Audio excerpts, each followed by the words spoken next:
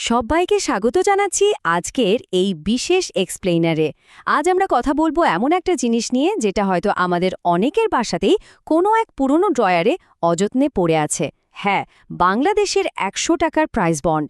এক সময়ের খুব জনপ্রিয় এই বিয়ের উপহারটি কিভাবে আসলে একটা দারুণ ডিজিটাল ট্রেজার হান্টে পরিণত হতে পারে, সেটাই আজ আমরা একদম পরিষ্কার করে ফেলব। একটু ভেবে দেখুন তো, সঠিক তথ্য জানা থাকলে এই সাধারণ কাগজের টুকরোগুলোই কিন্তু অভাবনীয় আর্থিক সাফল্য এনে দিতে পারে। তো আজকের এই আলোচনায় আমরা মূলত ৪টা ধাপে এগোব। প্রথমে দেখব প্রাইজ বন্ডের আসল সম্ভাবনাটা ঠিক কতটুকু। এরপর জানব এর ফলাফল চেক করার সবচেয়ে সহজ উপায়গুলো। তারপর কথা বলবো কিভাবে পুরস্কারের টাকা হাতে পাওয়া যায়, আর সব শেষে জানব এর খুব গুরুত্বপূর্ণ কিছু নিয়ম আর ডেডলাইন সম্পর্কে।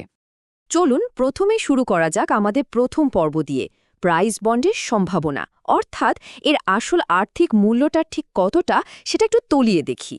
আসলে একটা মাত্র বন্ডের ভেতরে যে কি বিশাল সম্ভাবনা লুকিয়ে আছে সেটা শুনলে সত্যিই চমকে যেতে হয়। প্রতিটি সিরিজের জন্য প্রথম পুরস্কারের পরিমাণ একেবারে নগদ ৬ লাখ টাকা। ভাবা যায়।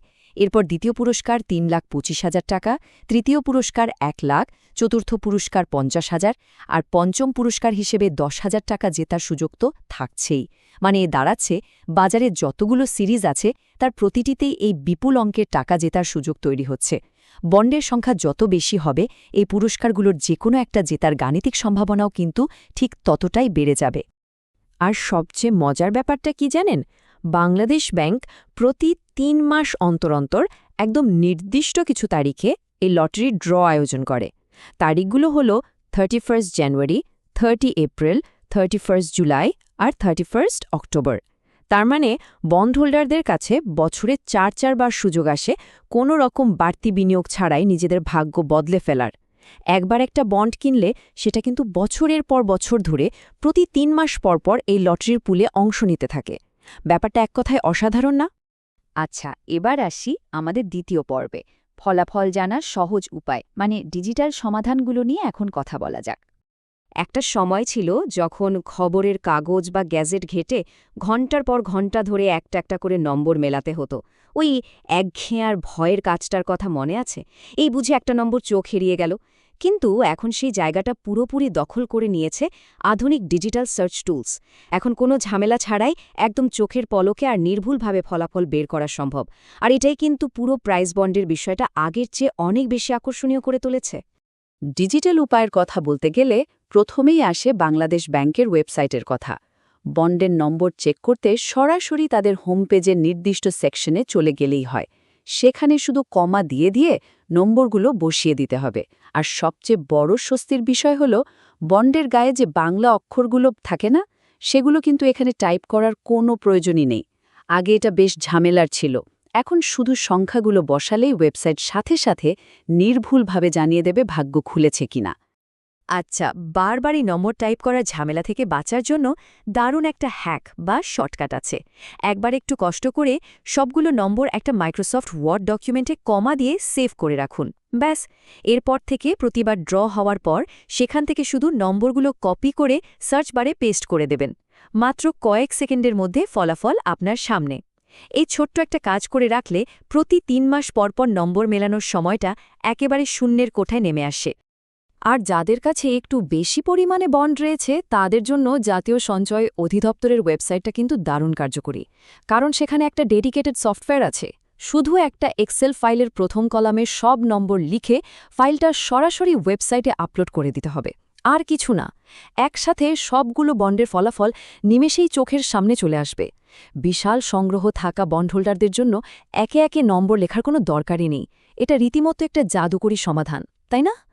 তো এখানে মূল বিষয়টা হলো, ফলাফল চেক করার জন্য এখন আমাদের হাতের কাছেই প্রধানত ৩টি চমৎকার ডিজিটাল সমাধান রয়েছে: কেন্দ্রীয় ব্যাংকের ওয়েবসাইট, জাতীয় সঞ্চয় অধিদপ্তরের পোর্টাল, আর বেশ কিছু dedicated third party mobile app. নিজেদের সুবিধামতো যে কোনো একটা বেছে নিয়ে খুব সহজেই নম্বরগুলো মিলিয়ে নেওয়া যায়। ফলে এখন আর কোনো পুরস্কার হাতছাড়া হওয়ার ভয়ই থাকছে না। প্রযুক্তি মূলত আমাদের পুরনো একটা ব্যবস্থাকে সবার জন্য নতুন করে কতটা সহজ করে দিয়েছে ভাবুন একবার। এবার চলুন কথা বলি সবচেয়ে রোমাঞ্চকর পর্বটা নিয়ে। পর্ব ৩, পুরস্কার দাবি করার নিয়ম, অর্থাৎ টাকাটা আসলে কিভাবে হাতে পাওয়া যাবে। লটারিতে জিতে গেলে পুরস্কারের টাকাটা দাবি করার জন্য নির্দিষ্ট কিছু নথিপত্র জমা দিতে হয়।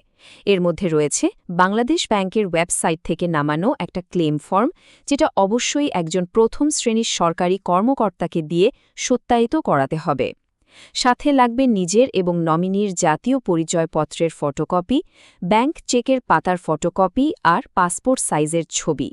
এই পুরো সেটটা বাংলাদেশ ব্যাংকের যে কোনো আঞ্চলিক কার্যালয় বা পোস্ট অফিসে জমা দিতে হয়। প্রক্রিয়াটা একটু কড়াকড়ি মনে হতে পারে, তবে আসল বিজয়ীর হাতেই যেন নিরাপদে টাকাটা পৌঁছায় সেটা নিশ্চিত করতেই এই ব্যবস্থা। সব কাগজপত্র ঠিকঠাক জমা দেওয়ার পর আসলে কি ঘটে? প্রথম দিন ফর্ম জমা দেওয়ার পর পরের কয়েকদিন ধরে চলে যাচাই বাছাই আর প্রসেসিংয়ের কাজ। পুরো কাজটা বেশ দ্রুত আর নিখুঁতভাবেই সম্পন্ন হয়। আর সব মিলিয়ে মাত্র ১৫ থেকে ২০ দিনের মধ্যেই পুরস্কারের পুরো অর্থ সরাসরি বিজয়ীর ব্যাংক অ্যাকাউন্টে জমা হয়ে যায়। অর্থাৎ একবার সঠিক নিয়মে কাগজ জমা দিয়ে দিলে খুব বেশি দিন আর অপেক্ষার প্রহর গুনতে হয় না। এবার আমরা আলোচনার একদম শেষ পর্যায়ে চলে এসেছি। পর্ব ৪, গুরুত্বপূর্ণ নিয়মাবলী, যেখানে আমরা জানব প্রাইজ বন্ডের কিছু জরুরি সময়সীমা ও শর্তাবলী সম্পর্কে। প্রথমত, প্রাইজ বন্ডের ম্যাচুরেশন বা পরিপক্কতার একটা বেশ কড়া নিয়ম আছে। বাজার থেকে সদ্য কেনা কোনো বন্ড কিনেই কিন্তু সাথে সাথে ড্রতে অংশ নিতে পারে না। আসন্ন যে কোনো লটারিতে অন্তর্ভুক্ত হতে হলে বন্ডটিকে ড্রয়ের অন্তত ২ মাস আগে কিনতে হবে। লটারির ঠিক আগে আগে বিপুল পরিমাণে বন্ড কিনে আবার সাথে সাথে ভাঙিয়ে ফেলার যে একটা প্রবণতা থাকে, সেটা কমাতেই মূলত এই নিয়ম। এটা পুরো লটারি প্রক্রিয়াটিকে একটা স্থিতিশীল ও ন্যায্য কাঠামোর উপর দাঁড় করিয়ে রাখে। পুরস্কার জেতার পর একটা অত্যন্ত গুরুত্বপূর্ণ ডেডলাইনের কথা কিন্তু মাথায় রাখা জরুরি।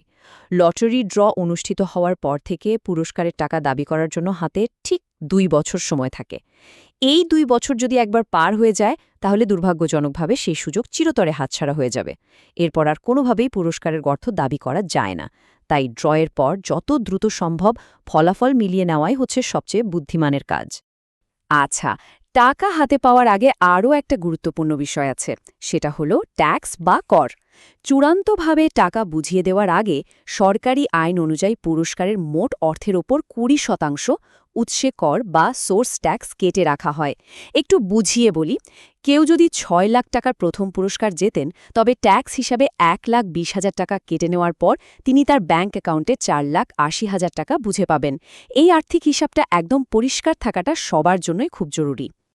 আর সবশেষে একটা দারুণ মজার তথ্য দিই, যে বন্ডে পুরস্কার জেতে বাংলাদেশ ব্যাংক সেটি নিজেদের কাছেই রেখে দেয় ঠিকই, তবে পুরস্কারের অর্থের পাশাপাশি ওই বন্ডের আসল দাম মানে সেই ১০০ টাকাও কিন্তু সানন্দে ফেরত দিয়ে দেয়।